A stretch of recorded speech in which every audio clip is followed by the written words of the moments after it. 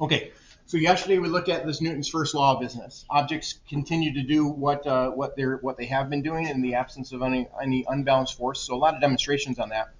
Now what we have to do today is we have to start looking at how multiple forces might act and how we deal with the fact that they have a direction associated with them. Okay, so I'm in your note packet, probably page 3 or 4 in. Net forces. Changes in motion are produced by a force or a combination of forces. So if I have more than one force acting, then I have to deal with which way those forces act and how big they are. When multiple forces act, I have to consider their direction. So which way do they point? So Newton's first law, again, says that if the total force is 0, meaning the net force is 0, then the object just persists. If I have multiple forces acting, 5 newtons and 5 newtons, by the way, 5 newtons is about 1.1 pound. So the unit that you guys are used to dealing with for forces is the pound. You step on a scale, and the scale, if I stepped on a scale, it might read like 200 pounds. If I were to measure that in newtons, 200 pounds, that would be in the neighborhood of 900 newtons, right? So it's a different scale than what you guys are used to. Outside of a science class, you'll probably never use anything other than pounds for forces. So 1.1 pound is about 5 newtons. Now, I have some Newton scales in the very back there, and I'll let you guys play with those a little bit after I go through this slide so you can sort of see how these things work. So 5 newtons and 5 newtons, if they're both acting in the same direction, the resultant, or the net force, would be 10 newtons, and it would be pointed towards the right. So you just simply add them. 5 and 5 in the same direction are 10. Now, if they're in opposite directions, though, we would say the addition of these is actually 0. And the reason for that is that you have to consider which way they point. 5 towards the right and 5 towards the left would cancel each other because they are directional quantities. So 5 and 5, opposite directions is 0. Now, if one is bigger than the other, then there is an unbalanced force. And that unbalanced force would be towards the right. Can you predict how big it would be? It'd be 5. It's the difference between those things. And so we would say that how you deal with forces that are multiples, we have to consider which way they're pointed. Now, balanced forces are described by first law. The first law deals with what happens when an object has balanced forces. It will do what it was doing. If it was at rest, it stays at rest. If it's moving, it will continue moving. Unbalanced is when we'll deal with something called second law. Second law has to do with how the object will change its motion. First law, forces are balanced. Second law, what happens when they're unbalanced. So this would be an unbalanced force. That would change its motion. And it would change its motion as described by the second law, which we'll study in the second part of this unit. This one would be balanced forces, and so that object would either be at rest or just continue to move at a constant speed. And this one down here, this would be unbalanced. That would change its motion as well. Okay, so whether or not forces are balanced or unbalanced would just be described by either looking at Newton's first law or second law. Now, I will tell you that there are times that forces are not aligned. This is an asterisk, and I want you guys to see that the asterisk up there means that it was not accessible on a test or a quiz. Okay, so when forces are not aligned, they're not in the same direction or opposite direction, I'm just going to show you how you would deal with this from a math standpoint, just because we don't have enough time to cover these things in detail, and we don't want it to be a heavy math class.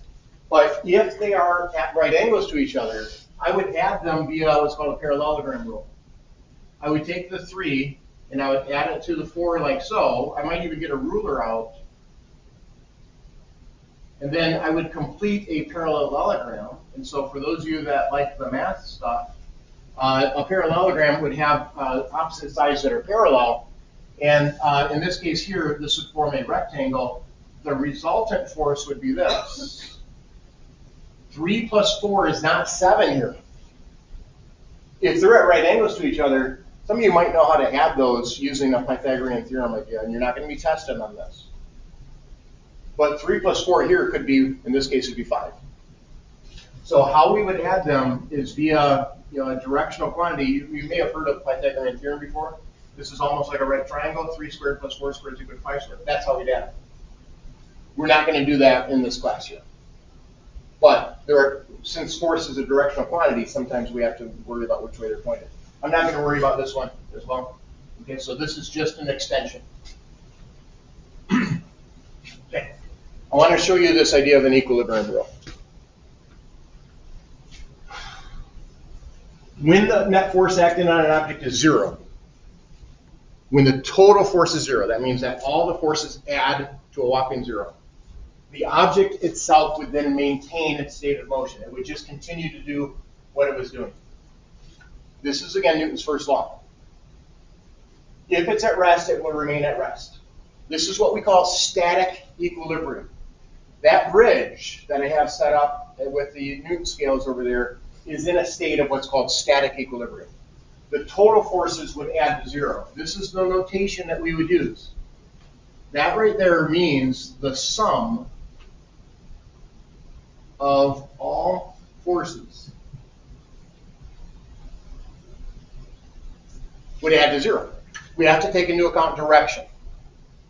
Now I'm going to put some numbers up here just so you can see how this would work. Let's say that this person weighs 100 pounds. And this person weighs, the size of that arrow is a little bit less. Let's say that that person weighs 70 pounds. They're painters on a scaffold. And the scaffold itself has some weight. Based on the size of that arrow, I might say, excuse me, that scaffold weighs 30 pounds. Do you see all those downward arrows add to 200? That means the upward arrows must add to 200. So if this one over here is 50, let's call it 60.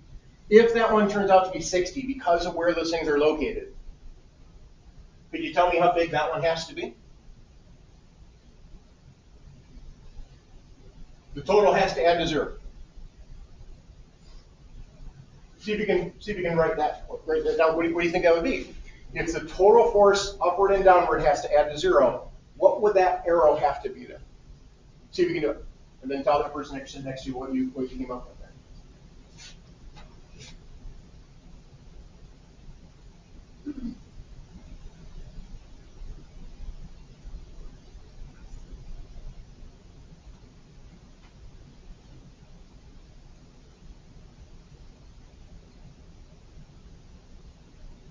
If I were to write this as an equation, it would look like that. I'm taking all the downward forces and I'm subtracting all the upward forces and I'm solving that for x. Can you tell me what it is? One more time? 140. That's what would be a state of equilibrium. All the upward forces cancel all the downward forces. Okay? Now, the dynamic equilibrium is when an object is moving, but the forces are still balanced. So in an airplane, we might have a thrust force that's driving it forward. We might have a drag force that's slowing it down. We might have a weight force, which is the Earth pulling on it, and then we have a lift force. All those forces would add to 0. That object would just continue to move at a constant speed. So that's what we call dynamic equilibrium. If at rest, it will remain at rest. If it's in motion, it would remain in motion. And I'm going to say that in more detail. Constant speed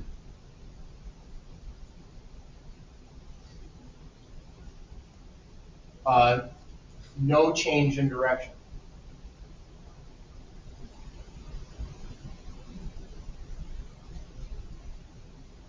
So it would just continue to move at a constant speed in the same direction it was moving. That's Newton's first law. Now, I think that's probably a good stopping point. It is. I'm going to stop there. I'm going to stop the video recording. I want to show you a demonstration of that over here with the setup that I have. Then I have a few problems for you to try based on what we're showing there. So I'm going to stop the video.